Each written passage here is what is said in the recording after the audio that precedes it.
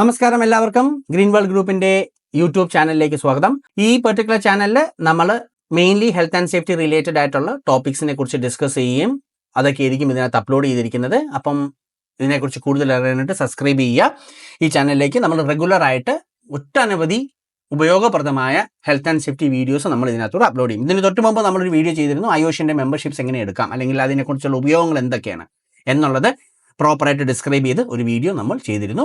അത് നിങ്ങൾ കണ്ടു കാണുമെന്ന് പ്രതീക്ഷിക്കുന്നു. ഓക്കെ, നമ്മൾ ഇന്നത്തെ ഡിസ്കഷൻ എന്ന് പറയുന്നത് ഒരു IG2 റിപ്പോർട്ട് എങ്ങനെ എഴുതാം എന്നുള്ളതാണ്. നിങ്ങൾക്ക് എല്ലാവർക്കും അറിയാം, നീബോഷ് IGCയുടെ സെക്കൻഡ് പാർട്ട്. അപ്പോൾ ഒരു ഫസ്റ്റ് പേപ്പർ ഉണ്ട്, OBE എക്സാമിനേഷൻ. അത് കഴിഞ്ഞാൽ രണ്ടാമത്തെ പാർട്ട് എന്ന് പറയുന്നത് ഒരു റിസ്ക് അസസ്മെന്റ് റിപ്പോർട്ടാണ്. അത് എങ്ങനെ എഴുതാം എന്നുള്ള ഒരു വീഡിയോ ആണ് ഇതിനകത്തൂടെ മലയാളം ലാംഗ്വേജിൽ നമ്മൾ പറയാൻ പോകുന്നത്.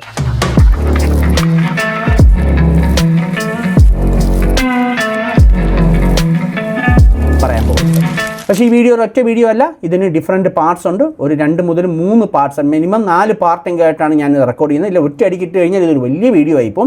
അതുകൊണ്ട് റിസ്ക് അസസ്മെൻറ്റിൻ്റെ പാർട്ട് 1, പാർട്ട് 2, പാർട്ട് 3 അങ്ങനെ ഓരോ വീഡിയോ ആയിട്ടാണ് ഇത് ചെയ്തിരിക്കുന്നത്. അപ്പോൾ ആദ്യം നമ്മൾ നോക്കാൻ പോകുന്നത് പാർട്ട് 1 ആണ്. നിങ്ങളുടെ സ്ക്രീനിൽ കുറേ ഇൻഫർമേഷൻസ് കാണും, അതാണ് ഞാൻ നിങ്ങൾക്ക് വ്യക്തമായിട്ട് പറഞ്ഞ് മനസ്സിലാക്കി തരുന്നത്. Okay, next screen introduction. ഞാൻ ഇതിലേക്ക് പോകുന്നതിന് മുമ്പ് കുറച്ച് ബേസിക് കാര്യങ്ങൾ ഞാൻ പറഞ്ഞുതരാം. ഒന്നെന്ന് പറയുന്നത് ഈ പെർട്ടിക്കുലർ IG2 റിസ്ക് അസസ്മെൻറ്റ് എന്ന് പറയുന്നത് നിങ്ങളുടെ പ്രാക്ടിക്കൽ നോളജ് ചെക്ക് ചെയ്യാൻ വേണ്ടിയിട്ട് നീബോഷ് ഇൻട്രൊഡ്യൂസ് ചെയ്തിരിക്കുന്ന ഒരു ഇവാലുവേഷൻ മെത്തേഡാണ്.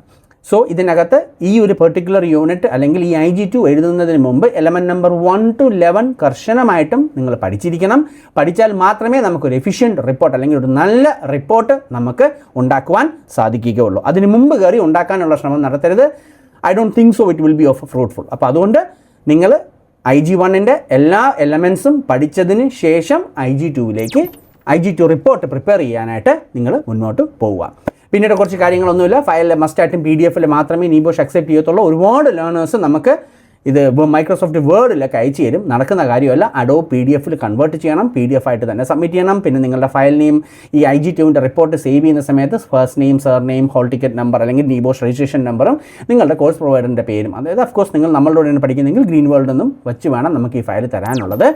പർട്ടിക്കുലർ ആലോചിക്കാനുള്ളത് ഈ നീബോഷിൻ്റെ IG2 പേപ്പർ കറക്റ്റ് ചെയ്യുന്നത് നമ്മളല്ല, ഇത് കറക്റ്റ് ചെയ്യുന്നത് നീബോഷാണ്. ഒരുപാട് പേർക്ക് തെറ്റിദ്ധാരണയുണ്ട്, കോഴ്സ് പ്രൊവൈഡേഴ്സാണ് ഇത് കറക്റ്റ് ചെയ്യുന്നതെന്ന്. തെറ്റാണ്. നിങ്ങൾ തരുന്ന റിപ്പോർട്ട് നമ്മൾ അങ്ങനെ തന്നെ നീബോഷിൻ്റെ സെർവറിലേക്ക് അപ്ലോഡ് ചെയ്യുകയും അവരാണ് ഈ പേപ്പർ കറക്റ്റ് ചെയ്യുകയും ചെയ്യുന്നത്. So let's go. ഇതാണ് പാർട്ട് 1. ഈ പാർട്ട് 1 ആണ് നമ്മൾ വിശദമായിട്ട് ഡിഫൈൻ ചെയ്യാൻ പോകുന്നത്. ഈ പാർട്ട് 1 ആദ്യത്തെ ഭാഗം, അതായത് ഇതിനകത്ത് മൊത്തം നമുക്കിപ്പോൾ മെയിൻ സ്ക്രീനിൽ നോക്കിക്കഴിഞ്ഞാൽ name of the organisation, site location, number of workers, general description of the organisation, description of the area and any other relevant information. ഇത്രയും കാര്യങ്ങളാണ് നമ്മൾ വിശദമായിട്ട് ഇതിനകത്ത് നോക്കാൻ പോകുന്നത്. ഒരു കാര്യം ആലോചിക്കണം, ഈ പെർട്ടിക്കുലർ സെക്ഷൻ 150 മുതൽ 200 വേർഡ്സ് വരെ നിങ്ങൾക്ക് എഴുതാം. അതിൽ 250 ആയാലും കുഴപ്പമൊന്നുമില്ല, പക്ഷേ അത്രയെങ്കിലും എഴുതണം. ചില കുട്ടികൾ നമുക്ക് റിപ്പോർട്ട് തരും 100 വേർഡ്സിന് താഴെ കാണത്തുള്ളൂ. എന്തിനങ്ങനെ എഴുതുന്നു എന്നുള്ളതാണ്. സമയമെടുത്ത് പറഞ്ഞിരിക്കുന്ന അത്രയും വേർഡ് കൗണ്ട് എഴുതിയാൽ നിങ്ങൾക്ക് ഉറപ്പായിട്ട് നിങ്ങൾക്ക് പാസ്സാവാൻ സാധിക്കും. ഇതെഴുതാതെ സാർ ഞാൻ ഫെയിലായിപ്പോയി സാർ, എനിക്ക് അറിയത്തില്ല സാർ എന്ന് പറഞ്ഞിട്ട് ഒരു കാര്യവുമില്ല. 150 മുതൽ 250 വേർഡ്സ് വരെ നിങ്ങൾക്ക് എഴുതുവാനായിട്ട് സാധിക്കും. ഇതിൽ 150, 200 മതി, അതാണ് ബെസ്റ്റ്. പിന്നീട് ഒരു 10, 20 കൂടിപ്പോയാലും പ്രശ്നമില്ല. പക്ഷേ വ്യക്തമായ ഇൻഫർമേഷൻസ് പ്രൊവൈഡ് ചെയ്തിരിക്കണം. ഞാൻ ഇനി ഓരോ സെക്ഷനിൽ 1 by 1 ആയിട്ട് പോകാനായിട്ട് നോക്കുകയാണ്. സോ നെക്സ്റ്റ് സ്ക്രീനിൽ നിങ്ങൾ കാണുന്നതെന്ന് പറയുന്നത് മുകളിലത്തെ 3 ഇമ്പോർട്ടൻറ്റ് കാര്യങ്ങളാണ്. ഒന്ന്, നെയിം ഓഫ് ദി ഓർഗനൈസേഷൻ. നിങ്ങൾ ഏത് ഓർഗനൈസേഷൻ ആണോ നിങ്ങൾ റിസ്ക് അസസ്മെൻറ്റിനായിട്ട് യൂസ് ചെയ്യുന്നത് അതാണ് നിങ്ങളിവിടെ എഴുതുവാനുള്ളത്. ചില ആൾക്കാർക്ക് അവരുടെ കമ്പനിയുടെ പേര് പറയാനായിട്ട് ബുദ്ധിമുട്ട് കാണും. അങ്ങനെ ഉണ്ടെങ്കിൽ പ്രശ്നമില്ല, നിങ്ങൾ ഏതെങ്കിലും ഒരു കമ്പനിയുടെ പേര് പറഞ്ഞാൽ മതി. നിങ്ങൾ മുമ്പ് വർക്ക് ചെയ്തൊരു കമ്പനിയുടെ പേരും പറയാം. ചില കമ്പനീസുമായിട്ട് ചില സ്റ്റാഫിന് ഒരു കോൺഫിഡൻഷ്യാലിറ്റി എഗ്രിമെൻറ്റ് സൈൻ ചെയ്യും. അങ്ങനെയുള്ള സിറ്റുവേഷൻസിൽ നിങ്ങൾക്ക് നിങ്ങളുടെ കമ്പനിയുടെ പേര് പറയാനായിട്ട് ബുദ്ധിമുട്ട് കാണും. ഡോണ്ട് വറി, നിങ്ങളുടെ XYZ കമ്പനിന്നോ എന്തെങ്കിലും ഒരു കമ്പനിയുടെ പേരിട്ടാലും നമുക്ക് കുഴപ്പമില്ല, നമുക്കതൊരു ഇഷ്യൂ അല്ല. നീബോഷ് പേപ്പേഴ്സ് കറക്റ്റ് ചെയ്യുന്നവർക്ക് ഇത് ഇന്ന കമ്പനിയിൽ തന്നെ വേണമെന്ന് ഒരു നിർബന്ധവുമില്ല. ഒരു കമ്പനിയുടെ പേരോടെ പ്രൊവൈഡ് ചെയ്യാം. രണ്ടാമത്തേന്ന് പറയുന്നത് സൈറ്റ് ലൊക്കേഷനാണ്. ഇതെവിടെയാണ് ലൊക്കേറ്റഡ്? ഇപ്പോൾ സേഫ് നിങ്ങളുടെ സ്ക്രീനിൽ നിങ്ങൾക്ക് കാണാം. ആദ്യത്തെ ആൾ ഇതൊരു സാമ്പിളാണ്. ഇതേ സാമ്പിൾ നമ്മളുടെ LMS പോർട്ടലിനകത്തും ഒക്കെ നമ്മൾ അപ്ലോഡ് ചെയ്തിട്ടുണ്ട്. ഇതെടുത്ത് വെച്ച് വായിക്കുക. വായിച്ചിട്ട് വേണം നിങ്ങളുടെ റിപ്പോർട്ട് നിങ്ങൾ പ്രിപ്പയർ ചെയ്യാനായിട്ടുള്ളത്. സോ ഈ സാമ്പിളിനകത്ത് നിങ്ങൾക്ക് കാണാം നെയിം ഓഫ് ദി ഓർഗനൈസേഷൻ എന്ന് പറഞ്ഞിരിക്കുന്നത് നാഷണൽ ജനറൽ ഗരാജ് എന്ന് പറയുന്ന ഒരു വർക്ക്ഷോപ്പാണ് കമ്പനി. And located in Leicestershire UK എന്ന് കൊടുത്തിട്ടുമുണ്ട്. മാത്രമല്ല എത്ര വർക്കേഴ്സ്, നമ്പർ ഓഫ് വർക്കേഴ്സ് അത് കൃത്യമായിട്ട് പറഞ്ഞിട്ടുണ്ട്, 24 പേരെന്നുള്ളത്. അതേപോലെ നിങ്ങളുടെ കമ്പനിയിൽ എത്ര വർക്കേഴ്സ് ഉണ്ടോ അതും കൃത്യമായിട്ട് ഈ 3 സെക്ഷനിൽ പറയുക. ഒരു സെക്ഷൻസ് പോലും ബ്ലാങ്ക് ആയിട്ട് വിടാൻ പാടില്ല. മസ്റ്റായിട്ട് എല്ലാ സെക്ഷൻസും നിങ്ങൾ ഫില്ല് ചെയ്തിരിക്കണം. അടുത്തതെന്ന് പറയുന്നതാണ് general description of the organisation. ഇവിടെ ഈ ഒരു പെർട്ടിക്കുലറിനകത്ത് ഒരു കമ്പനിയുടെ ജനറൽ ഇൻഫർമേഷൻസ് നിങ്ങൾ മസ്റ്റായിട്ട് നിങ്ങൾ പ്രൊവൈഡ് ചെയ്തിരിക്കണം. അവരെന്തൊക്കെ പ്രോഡക്ട്സ് തരുന്നുണ്ട്, എന്തൊക്കെ സർവീസസ് തരുന്നുണ്ട്, എന്തൊക്കെ ആക്ടിവിറ്റീസ് ഉണ്ട്, ഷിഫ്റ്റ് പാറ്റേൺസ്, ഇങ്ങനെയുള്ള കാര്യങ്ങൾ മസ്റ്റായിട്ടും അതിനകത്ത് എൻ്റർ ചെയ്യണം. ഇത് എൻ്റർ ചെയ്തില്ല എങ്കിൽ നിങ്ങൾക്ക് നോട്ട് മെറ്റ് എന്ന് പറയുന്ന ഇതിനകത്ത് നിങ്ങൾ ഫെയിലായി പോകും. സോ മസ്റ്റായിട്ട് എന്തൊക്കെ പ്രോഡക്ട്സ് ആണ്, കമ്പനിയുടെ ഇൻഫർമേഷൻസിനകത്ത് എന്തൊക്കെ പ്രോഡക്ട്സ് ഉണ്ട്, എന്തൊക്കെ സർവീസസ് ആണ് നിങ്ങളെ കമ്പനി ചെയ്യുന്നത്, എന്തൊക്കെ ആക്ടിവിറ്റീസ് ഉണ്ട്, അതിൻ്റെ ഷിഫ്റ്റ് പാറ്റേൺസ് നിങ്ങൾ ചെയ്തിരിക്കണം. നിങ്ങൾ ആ പാരഗ്രാഫിനകത്ത് നോക്കിക്കഴിഞ്ഞാൽ നിങ്ങൾക്ക് കാണാൻ പറ്റും. അതിനകത്ത് പറഞ്ഞിട്ടുണ്ട് ഈ NGG limited is A medium size garage with officers, vehicle repair shop and paint spray booth, ഇത്രയും ആക്ടിവിറ്റീസ്. അപ്പോൾ അതിൽ നിന്ന് നമുക്ക് മനസ്സിലാവും ഇതൊരു വെഹിക്കിൾ ഗരാജാണ്. അപ്പോൾ തന്നെ പേപ്പർ കട്ട് ചെയ്യുന്ന ഒരു വെഹിക്കിൾ ഗരാജിൻ്റെ ഏകദേശ രൂപമൊക്കെ മനസ്സിൽ വരും. അവിടെ എന്തൊക്കെ അപകടങ്ങൾ സംഭവിക്കാം, എന്തൊക്കെ അസാർട്സ് കാണും, എന്തൊക്കെ കാര്യങ്ങൾ നമ്മൾ നോട്ട് ചെയ്യണം, ഇങ്ങനെ ഒരു ഏകദേശ രൂപം നമുക്ക് കിട്ടും. So business does a lot of repairs and maintenance of commercial vehicles as well as body parts of vehicles etcetera. അതിനെക്കുറിച്ച് ഡീറ്റെയിൽ ആയിട്ട് ഈ സ്റ്റുഡൻറ്റ് വ്യക്തമായിട്ട് അതിനകത്ത് പറഞ്ഞിട്ടുണ്ട്. അത് കഴിഞ്ഞ് typical activities undertaken include moving spare parts from the stores to the workshop, engine repairs, other painting activities, ഇങ്ങനെയൊക്കെ ഒരുപാട് ഡെഫിനിഷൻസ് ഇതിനകത്ത് വ്യക്തമായിട്ട് പറഞ്ഞിട്ടുണ്ട്. ഇത് കൂടാതെ ലാസ്റ്റ് ലൈൻ വളരെ ഇമ്പോർട്ടൻ്റ് ആയിട്ടുള്ള ലാസ്റ്റ് ലൈനാണ്. The garage operates from 8 AM to 6 PM on week days and it is closed in weekends. അതിനെക്കുറിച്ച് അതായത് ഏതൊക്കെ ദിവസങ്ങളിൽ വർക്ക് ചെയ്യുന്നു, എപ്പോഴൊക്കെയാണ് ഹോളിഡേയ്സ് എന്നും പറഞ്ഞിട്ടുണ്ട്.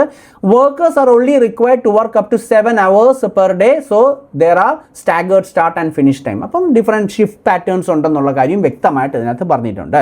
സോ ഇങ്ങനെയുള്ള ഒരു ഡെഫിനിഷനാണ് നമുക്ക് വേണ്ടത്. സോ ഒന്നുകൂടെ ഞാൻ നിങ്ങളുടെ അടുത്ത് പറയാണ്, മസ്റ്റായിട്ടും പ്രോപ്പർ ഡെഫിനിഷൻ ഇമ്പോർട്ടൻ്റ് ആണ്. 2-3 ലൈനിലുള്ള റിപ്പോർട്ടുകൾ ഈ കുട്ടികൾ സബ്മിറ്റ് ചെയ്യും. അതെങ്ങനെ പാസ്സാക്കും, അതെങ്ങനെ ശരിയാവും? 150 മുതൽ 200 വേർഡ്സ് വേണമെന്ന് അവർ തന്നെ പറയുമ്പം 100-ന് താഴെ ഒരു വേർഡ് സബ്മിറ്റ് ചെയ്താൽ പാസ്സാവില്ല. അത് ആ കമ്പനിയെക്കുറിച്ച് വ്യക്തമായ ഒരു ഇൻഫർമേഷൻ പ്രൊവൈഡ് ചെയ്തേ പറ്റുള്ളൂ. അത് ചെയ്തില്ല എങ്കിൽ നോട്ട് മെറ്റ് അടിച്ചു തരും. വെറുതെ നിങ്ങളുടെ കയ്യിൽ അടുത്ത എക്സാമിനുള്ള പൈസ പോയി കിട്ടും. സോ അത് വളരെ ഏതൊരു ഇത് എഴുതിയാലും ഇതിന് മുമ്പായിട്ട് ഇതൊന്ന് വായിച്ച് നോക്കുക. വായിച്ച് നോക്കിയിട്ട് വേണം ചെയ്യാനുള്ളത്. Now let's go to the next section. ഈ സെക്ഷനകത്ത് നമ്മൾ പറയാൻ ഉദ്ദേശിക്കുന്നത് description of the area to be included in the risk assessment. ചില വർക്ക് പ്ലേസസ് ഒക്കെ നോക്കിക്കഴിഞ്ഞാൽ ഭയങ്കര വലുതായിരിക്കും. അത്രയും ഡിപ്പാർട്ട്മെൻറ്റ്സ് നമ്മൾ ഇവിടെ പറയേണ്ട ആവശ്യമില്ല. എല്ലാ ഡിപ്പാർട്ട്മെൻറ്റ്സും നമുക്ക് ഓഡിറ്റ് ചെയ്യാൻ സാധിക്കില്ല. അവിടെയും ഇവിടെയുള്ള ഡിപ്പാർട്ട്മെൻറ്റ്സ് നമുക്ക് ഏതാണോ ആവശ്യം അത് മാത്രം നമ്മളിവിടെ റെഫർ ചെയ്യുന്നത്. ഞാൻ ഇന്ന ഏരിയാസാണ് ഞാൻ റെഫർ ചെയ്തിരിക്കുന്നത്, റിസ്ക് അസസ്മെൻറ്റ് ചെയ്യാനായിട്ട് എടുത്തിരിക്കുന്നത്. അതാണ് ഇവിടെ പറഞ്ഞിരിക്കുന്നത്. ഇതിനകത്ത് എന്താ എഴുതിയിരിക്കുന്നത്? The risk assessment will cover the garage and spray booth activities. The office area has A separate risk assessment. Simple. അതൊരു ലൈനിൽ അവിടെ എഴുതുക. രണ്ടാമത്തത് എനി അതർ റെലവൻറ്റ് ഇൻഫർമേഷൻ. നിങ്ങളുടെ കമ്പനിയുടെ ഹെൽത്ത് ആൻഡ് സേഫ്റ്റി ഡയറക്ടർ ഉണ്ടോ, മാനേജർ ഉണ്ടോ, ഇങ്ങനെയുള്ള സംഭവങ്ങളൊക്കെ നിങ്ങൾക്ക് ഈ ലാസ്റ്റ് സെക്ഷനിൽ നിങ്ങൾക്ക് ആഡ് ചെയ്യാവുന്നതാണ്. സോ ഇത് ഇത്രയുമാണ് ഈ ഒരു ഫസ്റ്റ് സെക്ഷനിൽ ഇമ്പോർട്ടൻ്റ് ആയിട്ട് എഴുതാൻ ഉള്ളത്. അടുത്തതെന്ന് പറയുന്നത് പാർട്ട് 1ൻ്റെ അടുത്ത ഭാഗം എന്ന് പറയുന്നത് last 1, the last part of part 1, last section of part 1. ഇവിടെ എന്താണെന്ന് വെച്ച് കഴിഞ്ഞാൽ ഇതൊരു വളരെ ക്രൂഷ്യലായിട്ടുള്ള ഒരു ഭാഗം കൂടെയാണ് നിങ്ങളുടെ IG2 റിപ്പോർട്ടിലെന്ന് പറയുന്നത്. എങ്ങനെയാണ് നിങ്ങളിത് റിസ്ക് അസസ്മെൻറ്റ് ഇത് കണ്ടക്ട് ചെയ്തിരിക്കുന്നത്? ഇത് നിങ്ങൾക്ക് നിങ്ങളുടെ എക്സാമിൻ്റെ, അതായത് ഈ IG2 എഴുതിയതിൻ്റെ അവസാനം ഫില്ല് ചെയ്താലും മതി. ഇത് നിങ്ങൾ തുടക്കത്തിലെ ഫില്ല് ചെയ്യാൻ അത്ര പോസിബിൾ ആയിരിക്കില്ല. കാര്യം ഇവിടെ നമ്മൾ എഴുതുന്നതെന്ന് പറയുന്നത് നിങ്ങൾ ഈ റിസ്ക് അസസ്മെൻറ്റ് ചെയ്യുന്ന സമയത്ത് നിങ്ങൾ എന്തൊക്കെ റെഫറൻസ് ചെയ്തു, ഏതൊക്കെ ബുക്കുകൾ റെഫർ ചെയ്തു, ഏതൊക്കെ സൈറ്റുകൾ റെഫർ ചെയ്തു, ഏതൊക്കെ കമ്പനിയുടെ എന്തൊക്കെ ഡോക്യുമെൻറ്റ്സ് നിങ്ങൾ റെഫർ ചെയ്തു എന്നുള്ള കാര്യങ്ങളൊക്കെയാണ് നമ്മളിവിടെ എഴുതുന്നത്. So it is advisable to fill this particular part at the last. IG2 റിപ്പോർട്ടുകളെല്ലാം തീർത്തതിന് ശേഷം നിങ്ങൾക്ക് തന്നെ ഒരു ഏകദേശ രൂപം വരും.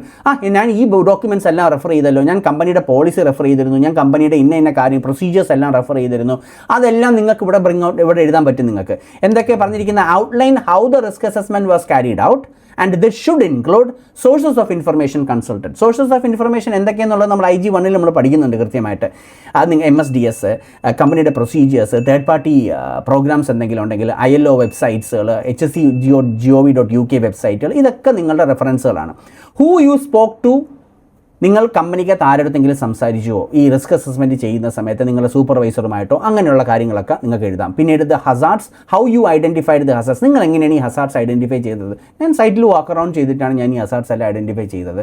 അങ്ങനെ എഴുതാം. What is already been done and any additional controls actions that may be requested. ഇങ്ങനെ ഇത്രയും കാര്യങ്ങളാണ് വെൽ ഡിഫൈൻ ആയിട്ട് ഇതിനകത്ത് എഴുതാനുള്ളത്. So I would strongly suggest ഈ ഒരു പെർട്ടിക്കുലർ ഭാഗം പാർട്ട് 1ൻ്റെ ലാസ്റ്റ് കോളം എന്ന് പറയുന്ന ഈ ഭാഗം IG2 റിപ്പോർട്ട് എഴുതി കഴിഞ്ഞതിന് ശേഷം വേണം ഈ ഭാഗം ഫില്ല് ചെയ്യുവാനുള്ളത്. ഈ ഭാഗം ഞാൻ ഈ എല്ലാ പാർട്ട് 2, പാർട്ട് 3, പാർട്ട് 4 ചെയ്തതിന് ശേഷം ഞാൻ തിരിച്ച് ഈ ഭാഗത്തേക്ക് വന്നിട്ട് ഇത് ഫർദറായിട്ട് ഡിഫൈൻ ചെയ്ത് തരാം. അപ്പോൾ നിങ്ങൾക്ക് മനസ്സിലാവും ഈ ഭാഗം. അപ്പം നമ്മളിപ്പം നിലവിൽ ചെയ്യുവാനുള്ളത് കമ്പനിയുടെ പേര്, കമ്പനിയുടെ ലൊക്കേഷൻ, കമ്പനിയുടെ ആക്ടിവിറ്റീസും ആ ഒരു പേജ് മാത്രം. തൊട്ട് മുമ്പ് നമ്മളൊരു പേജിൽ ഒരു സ്ക്രീൻ കണ്ടില്ലേ, അത് മാത്രം നിങ്ങൾ ഫില്ല് ചെയ്യുക. പാർട്ട് 1ൻ്റെ ഈ ഒരു പെർട്ടിക്കുലർ പേജ് നമ്മൾ IG2 റിസ്ക് അസസ്മെൻറ്റ് തീർന്നതിന് ശേഷം നമ്മളിത് തിരിച്ചിവിടെ വന്ന് ഫില്ല് ചെയ്യുന്നതായിരിക്കും. ഓക്കെ, മനസ്സിലായി കാണുമെന്ന് വിശ്വസിക്കുന്നു. So that's it for part 1. Thank you. നമുക്കിനി പാർട്ട് 2-ൽ നിങ്ങൾക്ക് ഉടനെ മീറ്റ് ചെയ്യാം. ആ പാർട്ട് 2-ൽ നമ്മളിതിൻ്റെ ക്രൂഷ്യൽ ഭാഗത്തിലേക്കാണ് പോകുന്നത്. ഒരു IG2 റിസ്ക് അസസ്മെൻറ്റ് എങ്ങനെ ബാക്കി ഭാഗങ്ങൾ ഈസി ആയിട്ട് ഫില്ല് ചെയ്യാമെന്നുള്ളതാണ് പാർട്ട് 2-ൽ നമ്മൾ ഡിസ്കസ് ചെയ്യാൻ പോകുന്നത്. അപ്പോൾ ക്ലോസ് ചെയ്യുന്നതിന് മുമ്പ് വളരെ ഇമ്പോർട്ടൻ്റ് ആയിട്ട് ഒരു കാര്യം കൂടെ ഞാൻ പറയാം. മാൽ പ്രാക്ടീസ്. നീബോഷ് വളരെ സീരിയസ് ആണ് മാൽ പ്രാക്ടീസിനെ കുറിച്ച്. യാതൊരു കാരണവശാലും നിങ്ങളുടെ കൂട്ടുകാരതോ മുമ്പ് എവിടെന്നെങ്കിലും വെബ്സൈറ്റിൽ നിന്ന് കിട്ടിയതോ ആയ ഒരു റിപ്പോർട്ടിൽ നിന്ന് ഒരു ലൈൻ പോലും കോപ്പി അടിക്കുവാനുള്ള ശ്രമം നടത്തരുത്. ChatGPT യൂസ് ചെയ്യരുത്. നിങ്ങൾ ഈ ChatGPTക്കകത്ത് എന്തെങ്കിലും ഒരു മെസ്സേജസ് ടൈപ്പ് ചെയ്ത് അത് ഇവിടുത്തെ കോപ്പി ചെയ്യുമ്പോൾ ഇത് അവിടെ നിന്ന് കോപ്പി ചെയ്യുമ്പോൾ അത് മാത്രമല്ല അതിൻ്റെ ബാക്കിലുള്ള ഒരുപാട് HTML കോഡുകളും ഒക്കെ വരും. ChatGPT ഒരു മെഷീൻ ലാംഗ്വേജ് ആണ് യൂസ് ചെയ്യുന്നത്. അതിനകത്ത് കണക്റ്റിംഗ് വേർഡ്സ് ഒന്നും കാണത്തില്ല. അതുകൊണ്ട് ChatGPT ഒക്കെ യൂസ് ചെയ്താൽ ഈസി ആയിട്ട് കണ്ടുപിടിക്കും. നിങ്ങളുടെ സഹിതം റിപ്പോർട്ട് നീബോഷ് ടോണറ്റിൻ സോഫ്റ്റ്വെയറിലേക്ക് അപ്ലോഡ് ചെയ്യുകയും അത് മാൽ പ്രാക്ടീസ്, പ്ലേജിയറിസം ഇങ്ങനെയുള്ള ഒരുപാട് കാര്യങ്ങൾ ചെക്ക് ചെയ്യും. പ്രീവിയസ് റിപ്പോർട്ട്സുമായിട്ട് കമ്പയർ ചെയ്യും. പ്ലേജിയറിസം മാത്രമല്ല ടോണറ്റിൻ ചെയ്യുന്നത്. ഈ ടോണറ്റിൻ എന്ന് പറഞ്ഞ സോഫ്റ്റ്വെയർ നമുക്കൊന്നും ആക്സസ് ഇല്ല. അതൊരു കോർപ്പറേറ്റ് യൂണിവേഴ്സിറ്റിയൊക്കെ മാത്രം ആക്സസ് ഉള്ള ഒരു സോഫ്റ്റ്വെയർ ആണ്. അതിലെന്ത് ചെയ്യുന്നത്, നിങ്ങളുടെ റിപ്പോർട്ടും കൂടെ അതിൻ്റെ ഡേറ്റാബേസിൽ പോയി കിടക്കും. നാളെ ഭാവിയിൽ ഒരു വർഷം കഴിഞ്ഞ് നിങ്ങളുടെ ഈ റിപ്പോർട്ട് എടുത്ത് നിങ്ങളുടെ ഏതെങ്കിലും ഒരു സുഹൃത്തുണ്ട്, ഞാനിത് എഴുതിയത് 2025-ലോ 2024-ലോ ഒക്കെയാണ്, നീ ഇപ്പോൾ 2028 അല്ലേ, നീ ഈ റിപ്പോർട്ട് വെച്ചാൽ കോപ്പി ചെയ്തും കോഡ്. തെറ്റാണ്. ഈ റിപ്പോർട്ടുകൾ അപ്പോഴും ഡേറ്റാബേസിൽ കാണും. ഇത് വിത്തിൻ സെക്കൻഡ്സ് നിങ്ങൾ അപ്പോൾ അപ്ലോഡ് ചെയ്യുന്ന റിപ്പോർട്ട് ഇതുവരെ അപ്ലോഡ് ചെയ്ത എല്ലാ IG2 റിപ്പോർട്ടുമായിട്ട് കമ്പയർ ചെയ്യും. അതിനകത്ത് എവിടെയെങ്കിലും സിമിലാരിറ്റി ഉണ്ട് എങ്കിൽ അത് ഫ്ലാഗ് അപ്പ് ചെയ്യും. അതിനുശേഷം നിങ്ങൾക്ക് വെറുതെ മാൽ പ്രാക്ടീസ് നോട്ടിഫിക്കേഷൻ ലെറ്റർ വരും. ആ ലെറ്ററിന് നിങ്ങൾ വ്യക്തമായ മറുപടി കൊടുത്തില്ല എന്നുണ്ടെങ്കിൽ നിങ്ങളുടെ പേപ്പർ തന്നെ ക്യാൻസൽ ചെയ്യാം. പിന്നീട് ഭാഗ്യം ഉണ്ടെങ്കിൽ 1 വർഷം മുതൽ 5 വർഷം വരെയും അല്ലെങ്കിൽ പെർമനൻറ്റ് ബാൻ വരെ ലഭിക്കുവാനുള്ള സാധ്യതകളുണ്ട്. യാതൊരു കാരണവശാലും അങ്ങനെയുള്ള പ്രവർത്തികളിലെങ്ങും ചെന്ന് വീഴരുത്. യാതൊരു തരത്തിലുള്ള പ്രോക്സി റൈറ്റേഴ്സുമായിട്ട് കോൺടാക്ട് ചെയ്യാനും പോകരുത്. ഫേസ്ബുക്ക്, വാട്സാപ്പ്, ഇൻസ്റ്റാഗ്രാം, ടെലിഗ്രാം ഇങ്ങനെയുള്ള എല്ലാ സ്ഥലങ്ങളിലും നീബോഷ് സ്ട്രിക്റ്റ് മോണിറ്ററിംഗ് ആണ്. ആരെങ്കിലും ചെന്നിട്ട് can you help me to prepare me IG2 report, നിങ്ങൾ നിങ്ങളുടെ നമ്പറിൽ നിന്നായിരിക്കും ലോഗിൻ ചെയ്യുന്നത്. ആ നമ്പർ അപ്പോൾ തന്നെ ഡേറ്റാബേസിൽ സെർച്ച് ചെയ്യും. അത് അവരുടെ കണ്ണിപ്പെട്ടാൽ നിങ്ങളാണ് ആ നീബോഷിൻ്റെ ഡേറ്റാബേസിൽ ഈ നമ്പറാണ് ഇത് സെർച്ച് ചെയ്തിരിക്കുന്നതെങ്കിൽ പ്രോബ്ലത്തിലാവും. നിങ്ങൾക്ക് മാൽ പ്രാക്ടീസ് നോട്ടിഫിക്കേഷൻ ലെറ്റർ വരും. അത് നിങ്ങൾ പ്രൂവ് ചെയ്യാൻ നിങ്ങൾ ബാധ്യസ്ഥരാണ്. ഗ്രീൻ വേൾഡ് ഗ്രൂപ്പ് ഒരു തരത്തിലുള്ള മാൽ പ്രാക്ടീസസും സപ്പോർട്ട് ചെയ്യുന്നതല്ല. അങ്ങനെ എന്തെങ്കിലും കണ്ടു കഴിഞ്ഞാൽ നമുക്ക് വേറെ വഴിയില്ല. We will have to report. നമ്മൾ റിപ്പോർട്ട് ചെയ്യേണ്ട, അവർ തന്നെ കണ്ടുപിടിച്ചോളും നിങ്ങളുടെ റിപ്പോർട്ടിനകത്തുനിന്ന്. സോ ഒരു തരത്തിലുള്ള മാൽ പ്രാക്ടീസും ചെയ്യരുത് കുട്ടികളെ. തന്നെത്താൻ പഠിച്ച് വ്യക്തമായിട്ട് എഴുതാമെന്നുള്ളതേ ഉള്ളൂ. അത്ര സിമ്പിളാണിത്. ഞാൻ വളരെ വ്യക്തമായിട്ടൊരു ബേസിക്കായിട്ട് ഞാൻ നിങ്ങൾക്ക് ഈ വീഡിയോയിലൂടെ IG2 റിപ്പോർട്ട് എങ്ങനെ എഴുതണം എന്നുള്ളത് വ്യക്തമായിട്ട് പറഞ്ഞുതരാം. കൂടുതൽ സംശയമുണ്ട് എങ്കിൽ നമ്മുടെ ക്ലാസ് അറ്റൻഡ് ചെയ്യുന്ന സമയത്ത് നമ്മുടെ ട്യൂട്ടേഴ്സുമായിട്ട് സംസാരിക്കാം. ട്യൂട്ടേഴ്സ് നിങ്ങൾക്ക് വ്യക്തമായിട്ട് പറഞ്ഞു തരും ഒരു റിപ്പോർട്ട് എങ്ങനെ പെർഫെക്റ്റ്ലി സ്ട്രക്ചർ ചെയ്ത് എഴുതണമെന്നുള്ളത്. ഇതിൻ്റെ സാമ്പിളും ഇതേപോലൊരു വീഡിയോ തന്നെ നമ്മുടെ LMSനകത്തുണ്ട്. നിങ്ങൾക്ക് LMSനകത്തൂടെയും നിങ്ങൾക്ക് ഈ വീഡിയോസ് കാണാം.